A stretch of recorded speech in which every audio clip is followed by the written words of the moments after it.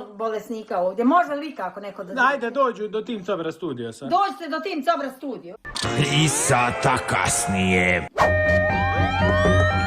Ajde ljudi, ulazite što prije, evo dijete hoće umre. Dobar dan. Evo ga ljudi, stigli su doktori, stigla je medicinska pomoć. Doktore, šta će biti s ovog? Sada ćemo da izvršimo rutinski pregled.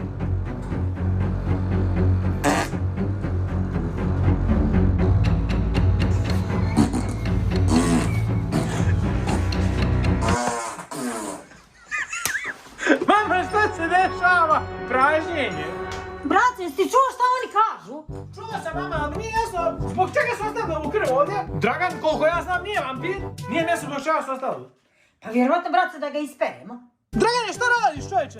Evo ga, Dragan se šlagira. Jesi normalan?